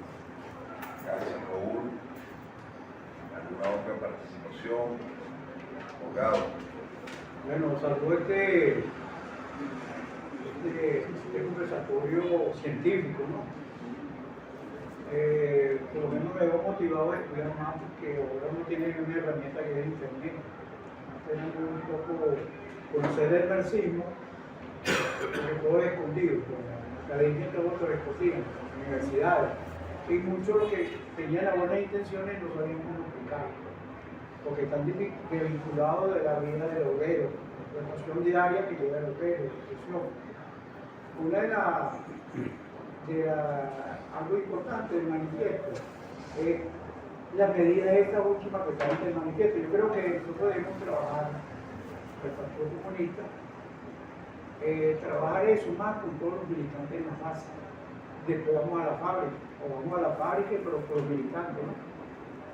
Por ejemplo, se escribe, hay un programa que es el Manifiesto del Partido Comunista y en 1848, que es por María Ella, pero se da una primera revolución en 1870, la Comuna de París. Entonces, cuando se aplica el programa, creo que ahí hubo que, dentro de esas medidas que están ahí, no se expropió el capital financiero. Y por no, ahí dice centralización del capital, pero por no expropiar el capital financiero por falta de experiencia, ese capital fue utilizado por la contra para derrotar la Comuna de París. Creo que fue así. Es importante, por lo menos en la parte metodológica, pedagógica, hacia los camaradas, hacia la base, pero que tuvimos la oportunidad de estudiar, estudiamos, pero abajo hay camaradas que necesitan formación política del marxismo, no solamente yo milito del PCB y marxista-leninista, y entonces no saben cómo nace el manifiesto, cómo se va desarrollando hasta llegar a Lenin, y cómo se aplica la dialéctica, que es importante, dentro de ese marxismo al leninismo, cómo se va aplicando lo cuantitativo y lo cualitativo, cómo se va viendo, así como la planta, como tú ves físicamente la planta, es la semilla, va creciendo, pero cómo se ve en el partido. Y cómo se ve la contradicción de la unidad de lucha y contrarios dentro del partido, porque vamos a trabajar primero dentro del partido, no es la fuerza. Y lo otro, la negación de la negación, como qué aspecto importante tiene Marx, que Marx es un hombre humano, que copió de lo mejor de la humanidad, pero qué es importante, qué no está, qué sí está, qué es superado y qué es lo que falta, porque a raíz de la caída de la Unión Soviética, nosotros por lo menos nos mantuvimos en el Partido Comunista y no tengo una buena formación. Por ejemplo, yo estaba en la central y me dijeron, ¿dónde hay lucha de clase? Yo era profesora. Yo no fui nada, yo no quise terminar ya, porque quería pelear conmigo. ¿Dónde hay lucha de clase? Machismo. Vengo el esa cosa que va a explicar. No, yo vengo el lunes, no fui mañana, pero realmente había que dar una respuesta, que la lucha de clase está, la lucha de clase siempre está ante los chinos, pues, a 7.000 años ante los chinos, la lucha de clase siempre ha existido, pero ha existido siempre en un contexto, y nosotros debemos, como militantes del Partido Comunista, seamos profesionales, darle una respuesta a la realidad, a los problemas, y es lo que estamos viviendo hoy en Venezuela. Venezuela, por ejemplo, y ya termino, pero no quiero meterme más, por ejemplo, cuando el 11 de abril de 2002, ¿qué vamos a hacer? Entonces, ¿qué? ¿Vamos a echar? ¿Vamos a esconder? Sí, pero había que tener una medida, claro, también en condiciones materiales del partido, de qué vamos a hacer. Bueno, pues vamos a echar, y ahora, ¿y qué va a hacer el Chávez? ¿Qué va a hacer? No va a perdonar, o sea, ¿qué vamos a aplicar aquí? Y eso es lo que estamos sufriendo ahorita. No haber tomado medidas en ese momento o darle la sugerencia al comandante Chávez a lo que lo estamos sufriendo ahorita. Y estamos sufriendo, aquí estamos sufriendo todos los que estamos aquí, los que son escuadros, los que no son escuadros, los Chávez, todos estamos sufriendo porque no se hubo miedo o hubo desconocimiento o el interés de clase. Científicamente, como se tomarán, la correlación de fuerza, pero eso hay que explicarlo así, con la correlación de fuerza y el argumento político ideológico. Entonces, bueno, yo saludo esta experiencia, vamos a tratar de metodológicamente y pedagógicamente ayudar más al partido, a que se desarrolle esto en el partido, y después que se desarrolle bien esto dentro del partido, vamos a tener una buena influencia en las masas. Muchas gracias, Arturo. Un momentico, María, no sé si hay otra participación. No, porque yo creo que me aclaré. María, para un nuevo comentario. Esto más que todo como un aclaratorio. O sea, cuando se plantea allí en todo el análisis que usted hace, que cuando al momento que le dan el golpe a Chávez, a eso fue que se refirió al momento, era el imperio contra el imperio. No entiendo. No entendí ese punto, o sea, me desubicó.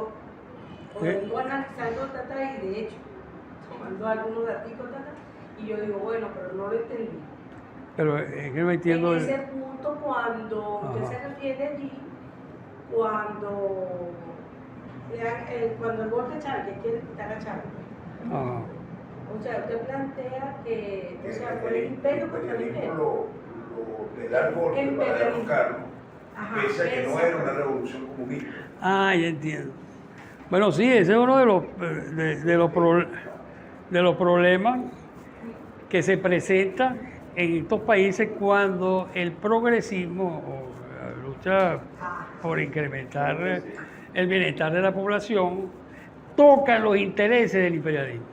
Es decir, tú puedes ser un país progresista y te dejan ser progresista si tú no tocas los intereses del imperialismo. ¿Cuáles son los intereses del imperialismo?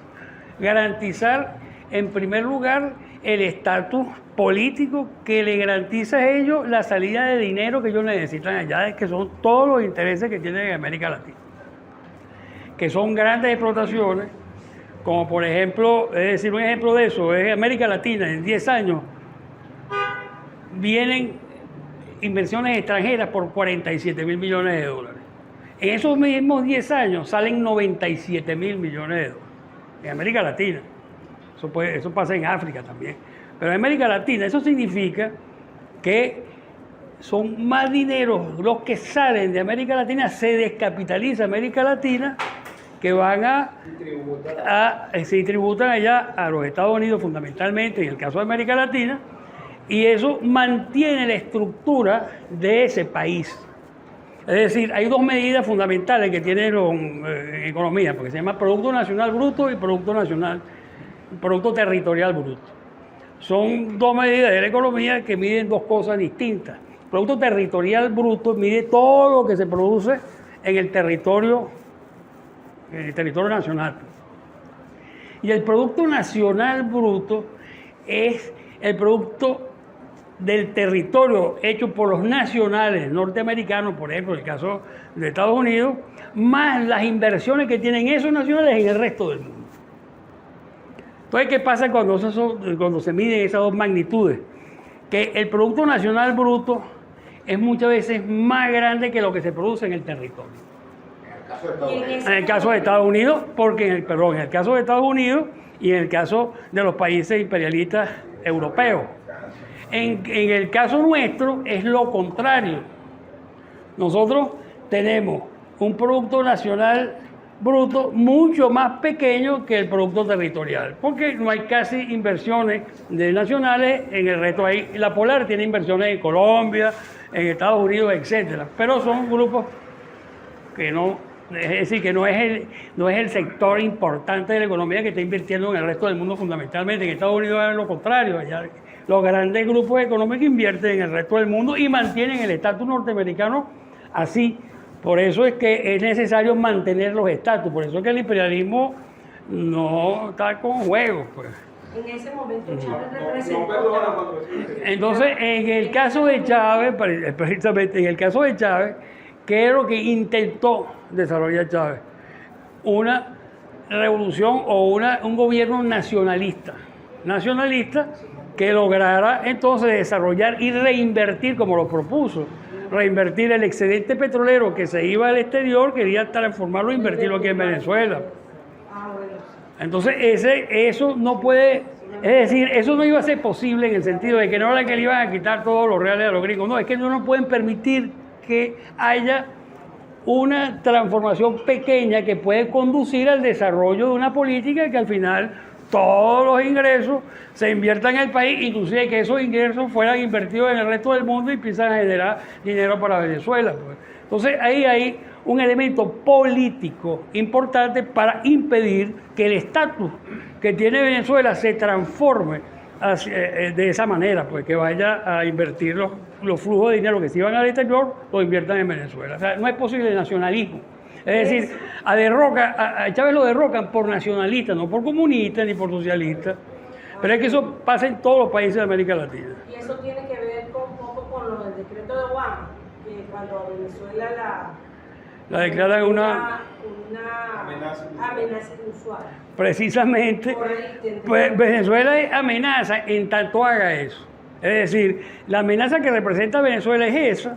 Es decir, claro, porque, es decir, inclusive no es que ese decreto está fundamentado en una ley que se llama, que fue en diciembre del 2014. El Congreso norteamericano aprobó una ley para controlar a Venezuela, para desarrollar ese decreto posteriormente. Porque primero hay una ley, inclusive hay otra que se llama Ley Venezuela, que hicieron ahora. Porque Venezuela para ellos se le puede salir del marco que ellos han definido las tareas que tiene Venezuela con los Estados Unidos. Entonces eso no es posible desarrollarlo, inclusive porque invaden a Cuba. Pues Cuba hace una revolución en la época inclusive de la coexistencia pacífica, de la Guerra Fría. Hace revolución en ese momento porque tiene detrás a la Unión Soviética, pero la intentan invadir, la intentan revertir y destruirla. Pues. En esa época era peor pues las consideraciones porque eso podía generar inclusive, estábamos en una época, eso fue en el año 61 la invasión a Cuba, ¿no? Estábamos en una época que había salido del conflicto de Berlín, porque en el año 60 se produce un conflicto en Berlín, el primer conflicto importante que iba a producir una guerra atómica fue en el año 60 en Berlín, cuando se desarrolla el muro de Berlín. Ahí había un conflicto importante donde se movilizaron tanques, etcétera, hubo una crisis política y por eso era necesario en Venezuela la represión que se encargó Rómulo Betancourt, porque los Estados Unidos ante la posibilidad de una guerra mundial necesitaban tener su patio trasero que llaman, o su reserva estratégica controlada. Y por eso Rómulo Betancourt ejecuta la política de defensa del imperialismo norteamericano aquí en Venezuela y por eso reprime a todo al Partido Comunista y todo lo que se desarrolló en esa época.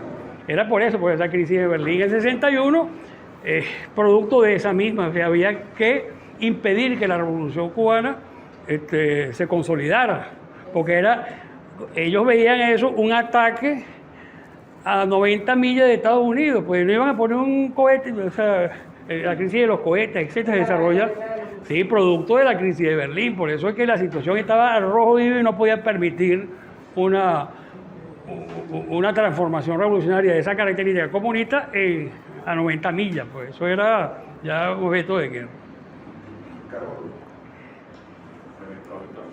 En primer lugar, felicitar la actividad donde tenemos suerte de participar con nuestro profesor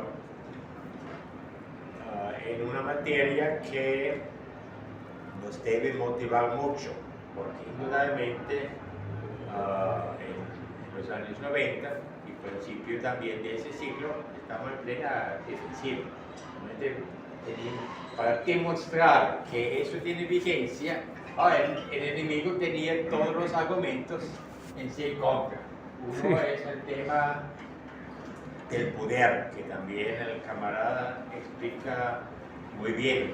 Es el que un partido revolucionario, en la visión estratégica, con miles de tácticas, la estrategia es la toma del poder para que realmente se cambie la correlación de fuerza, sin la cual muchas de esas cosas realmente quedan en el papel, en el intento. Realmente el tema de la correlación de fuerza, eso también exige un partido revolucionario organizado. Uno dice, ahí agregamos necesariamente el leninismo, que todavía no tenía Marx, otro tipo de partido, más bien de asamblea. Entonces, eso en primer lugar, estamos en un momento excelente. También basado en todas esas crisis que no puede resolver el capitalismo. Muy bien, entonces nuestra palabra, nuestro ejemplo, naturalmente tiene hoy en día otra vez una fuerza que tenía antes. En segundo lugar, también hay todavía nosotros, yo me autocritico continuamente, estamos muy fijados en nuestro mundo. Y si vemos a Marx y etcétera, todavía muy fijados en el mundo europeo. También los medios nos inducen a eso. Hoy en día, indudablemente hay partidos comunistas y proletariado en el poder, con una inmensa fuerza, como ya tú lo señalaste, China, Vietnam, que reivindican ahora el marxismo, leninismo, que también se debilitó en sus propios partidos, se debilitó en años pasados. Hay un país que nosotros no lo mencionamos, 40 millones, dirigido por el Partido Comunista, es Kerala, en la India. Realmente un estado federal, son 40 millones, más grande que Venezuela, donde extrañamente también hay esta dialéctica a través de las elecciones. Durante yo creo los últimos 40 años, menos una vez, gana el Partido Comunista. ¿Cómo se llama? Kerala, en el sur de la India.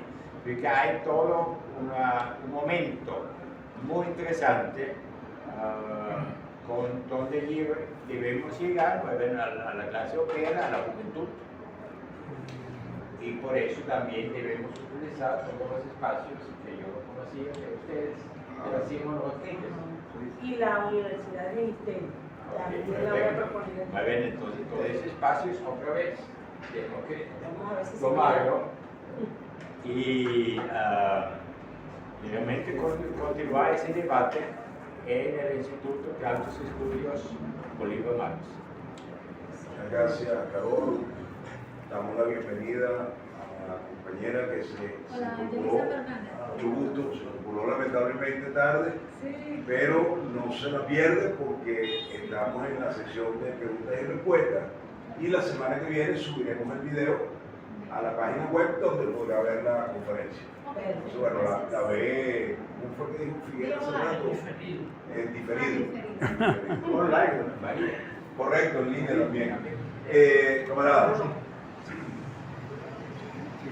Quiero tocar un poquito el tema en un determinado momento que está diciendo Carlos con relación a los robots. Los robots.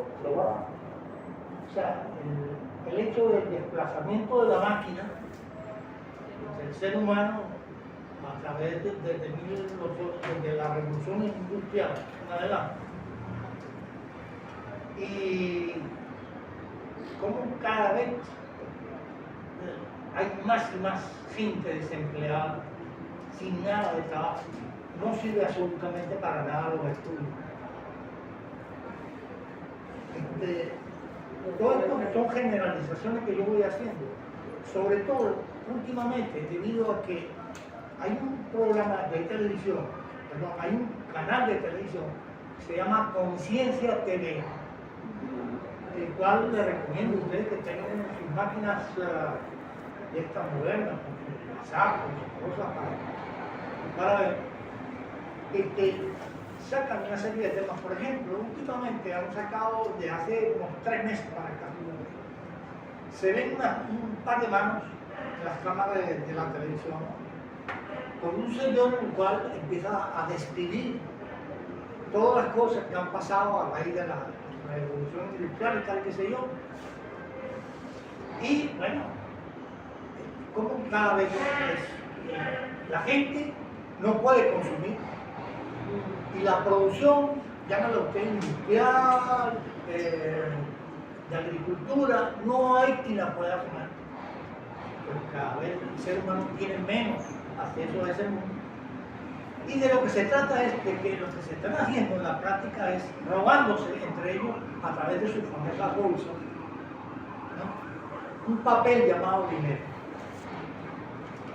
Y nuestro problema no es el problema del llamado dinero, el problema es el trabajo, que debe, él apuntaba en el Santiago, el manifiesto, es cómo lograr que el ser humano logre tener productos mínimos necesarios para vivir mientras va creciendo la sociedad en cuanto a cantidad de cosas. Y la única solución es definitivamente la fuerza, como está diciendo. Aquí no se trata de mediatita y nada. Tú tienes que con la fuerza, la puedes llamar democrática, palabra que tú quieras, para ir ganándole terreno, pero de terreno firme, que se vea sólida, como fue sucediendo en el caso de la propia Unión Soviética o en el caso mismo de Cuba o otros países, la India, etc. China. Entonces, poco a poco irles desplazando y poniéndole ahí con la cadena en el cuello. Y quitarle le quita de una vez. Y bueno, ¿de qué va a vivir usted? No sé, si quiere trabajar aquí, si no se va a poner aquí del país. Pero el desplazamiento, se pueden ganar elecciones, como él dice. No sabía de esta zona de la India. Pero por ejemplo en la India hay una zona donde se produce la gran cantidad de miles de millones de kilos de maíz, y resulta que hay una cuerda de poderosos ahí en esa zona. Los tienen trabajando de zona a zona, lo llevan desde determinadas ciudades a esa zona para cortarlo y joderlo y todo. Y resulta que a las mujeres, en los que se empiezan a fregar, no, es que a usted hay que quitarle el ovario. Y hay más de 1 millón de mujeres en esa zona esterilizadas. Y por ahí va, con todas las cosas. Pero yo le recomiendo, en ese, o sea, además de lo que uno pueda leer normalmente, que no pierdan de vista ese tipo de problemas que se daban ahí.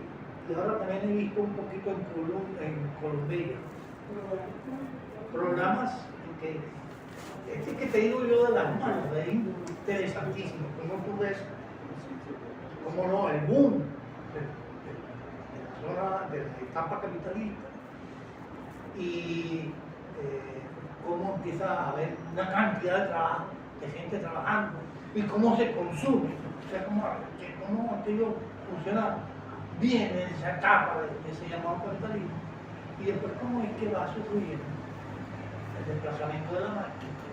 Y aquí lo que se trata no es que estamos en contra de la máquina. Necesitamos al ser humano, cuanto menos trabaja, digo menos, porque tú que trabajas medio día, pero que el otro mediodía sea trabajado por parte de ellos por una serie de cosas básicas de la familia, de demás cosas que es necesario. Pero no estamos en contra de la máquina. ¿En contra de?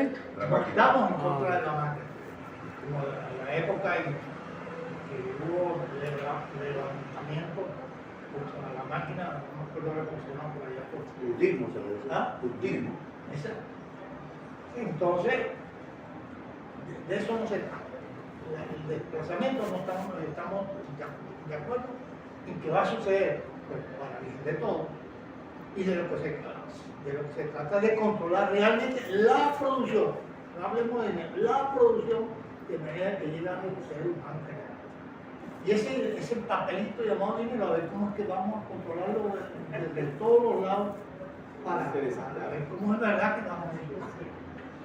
Eso es todo. Gracias. Muy bien. Les recuerdo que la actividad está programada para 2 horas. Vamos a ir cerrando las intervenciones. Se han manifestado varios tipos de inquietudes a las cuales vamos a intentar dar respuesta. Vamos a darle la palabra primero a Oscar Figuera y después a Rafael para una segunda intervención. Oscar. Sí, quedan 35 minutos desde que empezó el ponente. Se acaba el tiempo. Mire, camarada, no, varias cositas, ¿no? Sí, sobre ese tema de la destrucción de máquinas, efectivamente esas fueron las primeras reacciones de los trabajadores, de las trabajadoras, con la primera revolución industrial. Y eso se le conoce como productismo por el nombre del primer obrero que destruyó una máquina. Entonces, viene de esos tiempos, que los camaradas han hecho referencia. Pero quería referirme a lo siguiente, y es a lo que parece una contradicción importante entre el hecho de la existencia en Venezuela de un gobierno con Chávez, incluso, con Chávez, creo que no incluso, sino con Chávez, que podemos denominar nacionalista, y lo que significó la exportación de capital. Entonces, ¿cómo se explica eso? Que un gobierno nacionalista, 300 y tantos mil millones de dólares, bueno, esté en el circuito del imperialismo y no en el desarrollo nacional del país. ¿Es de verdad ese gobierno nacionalista? Después del golpe del 2002, ¿hubo algún acuerdo, pese a los discursos, para mantener la forma de la dominación del imperialismo? O sea, que pasa en Venezuela, de verdad. Porque lo otro pudiera ser que reproduzcamos un discurso, nuestras explicaciones, que presenta un panorama que no es exactamente así. Pero el tema de que si de verdad hubo un gobierno nacionalista y si de verdad aquí hubo una fase revolucionaria en nuestro país, incluso en los tiempos de Chávez, mucho menos hoy. Primera interrogante que me planteo. La segunda es en el tema del imperialismo. Yo consigo el imperialismo como un sistema, y no como un grupo de países. Un sistema donde un grupo de países tiene una postura dominante, hegemónica, pero es un sistema, una fase superior del desarrollo del capitalismo mundial. Por tanto, cuando hablamos del imperialismo no podemos perder de vista el papel de las burguesías nacionales, porque si hablamos del imperialismo como algo fuera, externo, y no incluimos allí, y no lo vemos como un sistema, pareciera que las burguesías nacionales no forman parte de ese sistema, y por tanto pudieran ser revolucionarias, como dicen aquí estos tipos. ¿Ves? Entonces creo que el tema del imperialismo hay que verlo en su integralidad sistémica. donde las burguesías nacionales forman parte de ese sistema y tributan ese sistema. Y ahí por lo importante entonces de tener esto claro, porque de lo contrario podríamos creer que las burguesías nacionales son aliadas de los procesos revolucionarios. Y todo demuestra en la historia que no es verdad. Y que hacer eso es una concesión que los partidos comunistas históricamente hemos venido haciendo a lo que es el papel de las burguesías nacionales en los procesos de dominación de nuestro pueblo. Entonces yo planteo que ese segundo punto allí de reflexión, porque como hablamos del imperialismo, si lo vemos como países y no como sistema, pareciera que las burguesías nacionales son revolucionarias. Y que por tanto hay que andar al lado de ellas para enfrentar el imperialismo. Y no ubicamos allí la contradicción que existe entre los distintos grupos monopólicos en la disputa de la riqueza, incluyendo la explotación de la fuerza de trabajo. Entonces ese tema me llamó la atención en la explicación. Me parece que sería importante esos dos temas, de la exportación de capitales y el tema del imperialismo. El tercer tema que me llama la atención y me parece realmente importante es recuperar lo que significa ese concepto de derrotamiento del capital, porque la carga conceptual que tiene es distinto a hay que transformar la sociedad capitalista, socialista. ¿Y cómo la transforma? ¿Cómo la transforma? La transforma, tienes que derrotar el capital.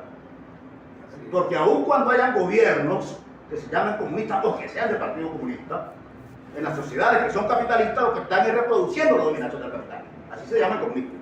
Así se llaman comunistas. Entonces, ese es el papel de los partidos comunistas. Pero es parte también de la pregunta que hay que hacerse en este tipo de análisis de estos problemas. Entonces, el tema de esa carga que está en el manifiesto comunista. La cuarta cuestión es que en la dimensión alimentaria a la que tú hiciste referencia, me parece que es importante incorporar algo que señaló el camarada Mérida. Yo no sabía que tú habías estado estudiando ese tema, y es importante ponerlo, que es el tema de la monopolización y cartelización mundial que hay de la producción de alimentos. Espero que me den una oportunidad. No sé si eso es lo que se va, no me meto con eso, entonces el camarada se va a meter.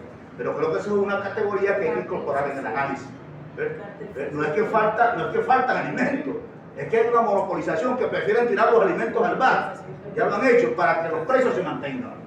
Entonces, ese tema, creo yo que también forma parte de eso.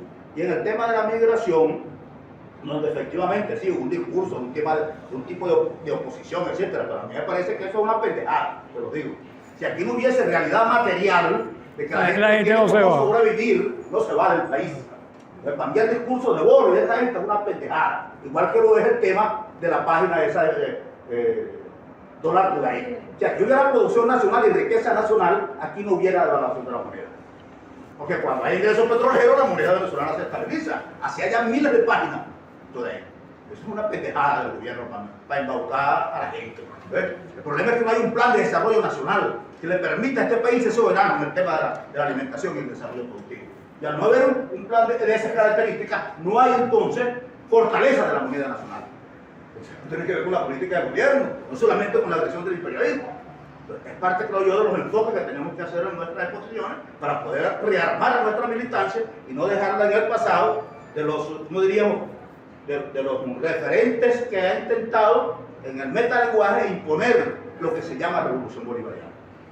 Que construir un metalenguaje que falsifica la verdad, la realidad. Entonces creo que nuestro papel, partiendo del análisis de los clásicos, es también ayudar a desmontar esos elementos.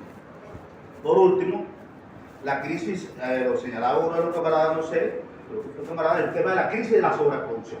Creo que ese elemento también es importante señalarlo, y la reducción de la población, y que todo eso expresa algo a lo cual el camarada hizo referencia, pero creo que hay que recuperar ese elemento también en la exposición, Carlos, que es el hecho, lo dijiste, pero no dijiste, sí lo dijiste, que es el hecho de la contradicción cada vez mayor entre el desarrollo de las fuerzas productivas, que tiene que ver con la robótica es eso, el desarrollo de las fuerzas productivas y las relaciones de producción.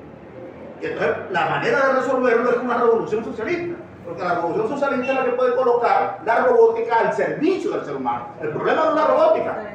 El problema es que la robótica está al servicio del capital.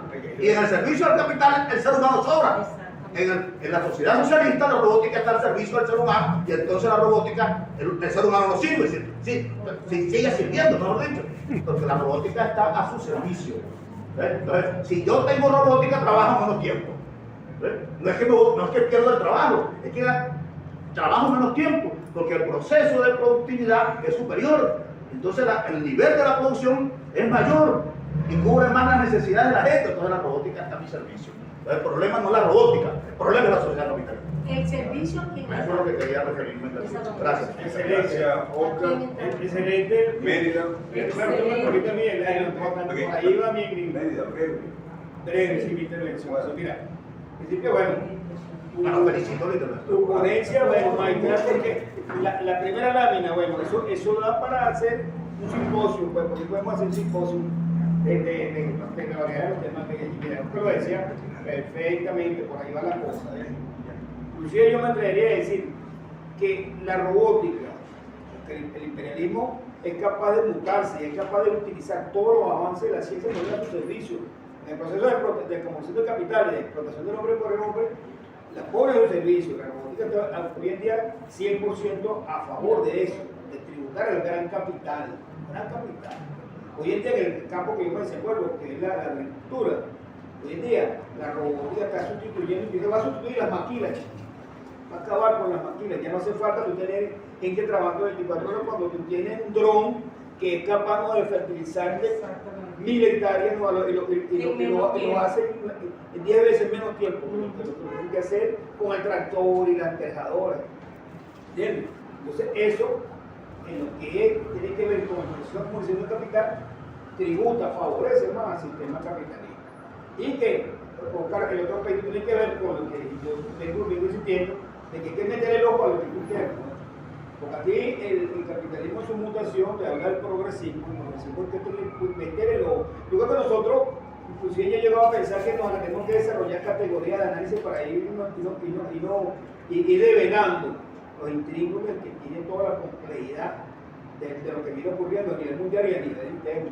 Meter el ojo a esa cuestión, porque pareciera muy revolucionario decir que bueno, estamos favoreciendo el poder popular, pero ese poder popular es un intelecto, eso no tiene su sujeto concreto.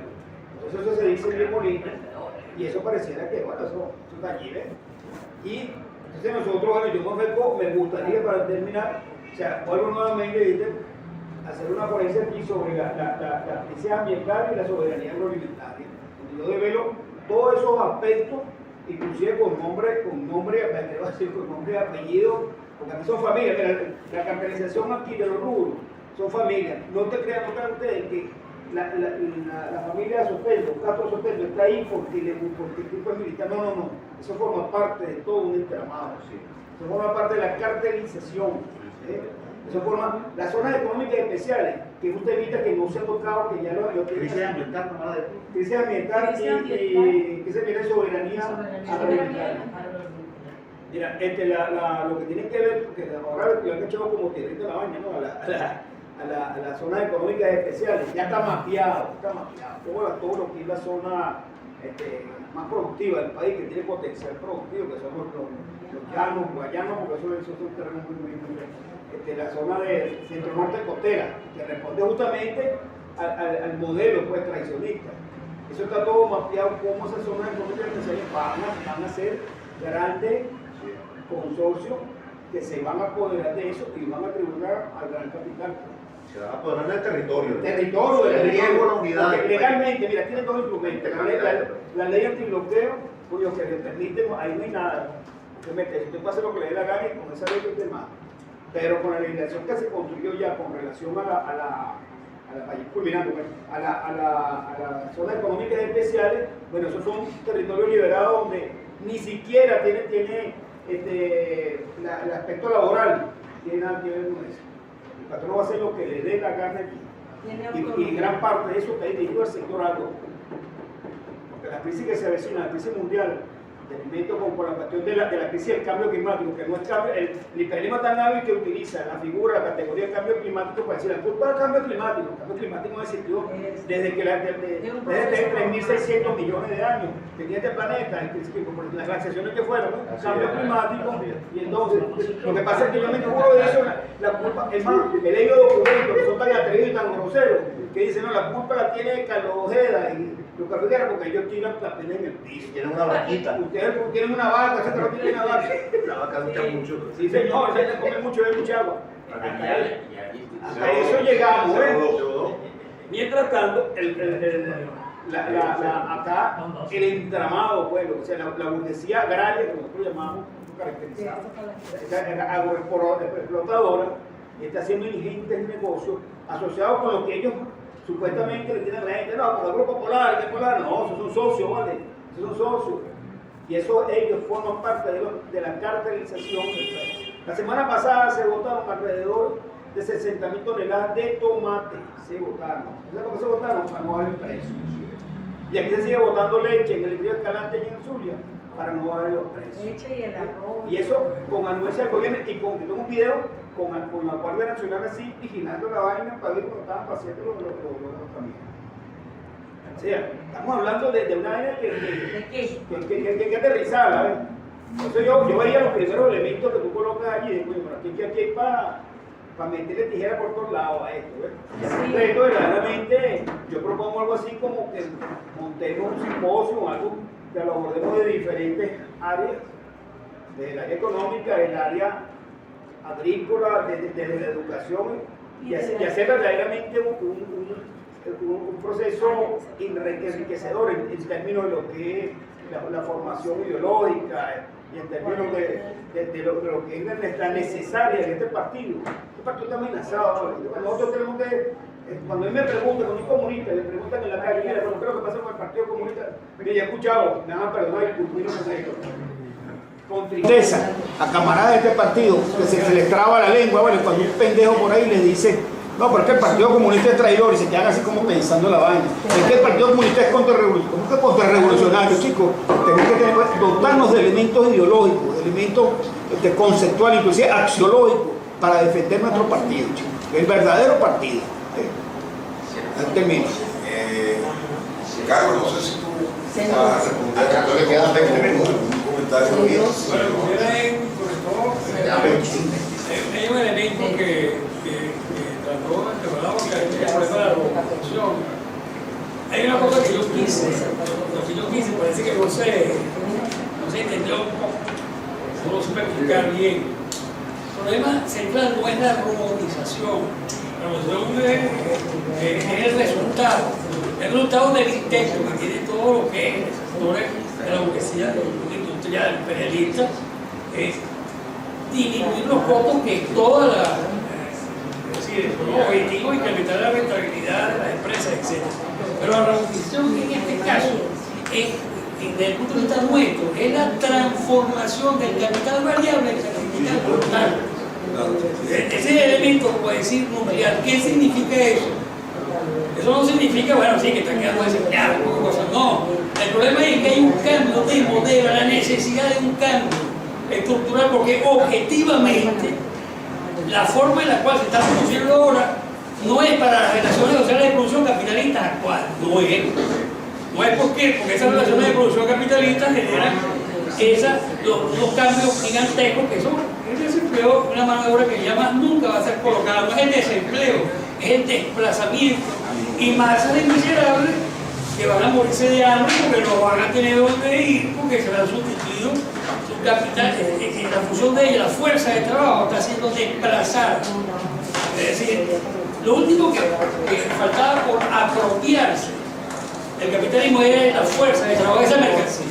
Y ya el capitalismo se la apropió. ¿Por qué? Porque cualquier trabajo que se pueda describir en un algoritmo lógico puede ser transformado inmediatamente en máquina. Porque ese es el trabajo, inclusive de la informática y de todo lo que es la programación.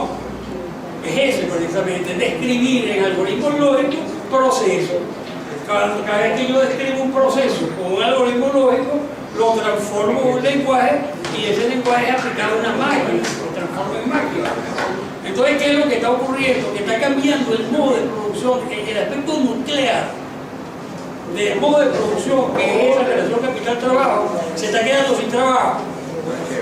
El capital variable se transforma en capital constante, pero a una tasa más o menos del 2% anual. Es decir, eso está ocurriendo en las sociedades altamente industrializadas. ¿Qué significa? Y la izquierda, los partidos comunistas europeos están danzando. Es decir, es un fenómeno que inclusive ustedes, eso está, hay una discusión en torno a ese pequeño detalle. Y lo que se está desarrollando ahí es como cuando se introdujo el telar. Cuando se introdujo el telar y después se compró una máquina de vapor, ya se transformó el modo de producción feudal a capitalista para hacerlo de una manera cualitativamente atropellada. Es decir, ¿qué pasó ahí? Bueno, que se liberó la fuerza de trabajo porque no existía trabajo libre en el mundo.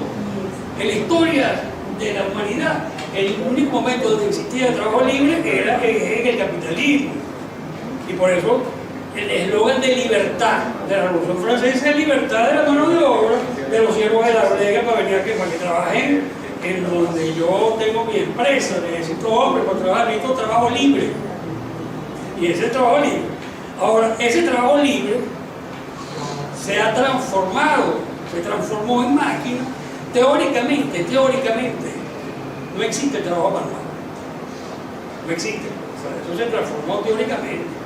Entonces, todo el desarrollo actual de la ciencia, la tecnología y todos los grandes grupos y pensantes que están al servicio del desarrollo del capital está en eso. Pero entonces es una contradicción. Es una contradicción porque tú estás desplazando lo que sirve para la extracción de plusvalía. Entonces, ahí hay un problema teórico dentro del marxismo. Es decir, hay un problema teórico, o sea, cómo resolver teóricamente el problema de la interpretación de Marx, porque Marx no trabajó con la robótica. Sí, Claro. Entonces pensó la dinámica que iba a desplazar. Él habla en el tercer tomo del capital de la automatización, pero en la forma que se está presentando ahorita, que se está desplazando al trabajador y se está transformando el capital variable en capital constante, es una cuestión nueva que se está transformando en modo de producción. Es decir, la revolución no se da porque los partidos comunistas fueron prácticamente desmantelados en Europa, en los sitios donde está. En Estados Unidos eso parece que ni siquiera existe. Como parte del Partido Demócrata. Ajá, y entonces ¿qué ocurre? Que la clase obrera que está haciendo, no hay objetivamente no hay el desarrollo político necesario para poner al descubierto lo que está y comenzar el desarrollo de una política que dé al traste con el capitalismo y con la burguesía, asaltar el poder, eso no existe. Entonces, pero hay un problema central que es la que se está desarrollando y se está profundizando, eso por un lado. En relación a lo que me dijiste sobre la cuestión de... La forma de superarlo es la revolución socialista, lo que quiero decir yo. No, pero está bien, eso está bien, pero lo que estoy diciendo, eso lo sabemos.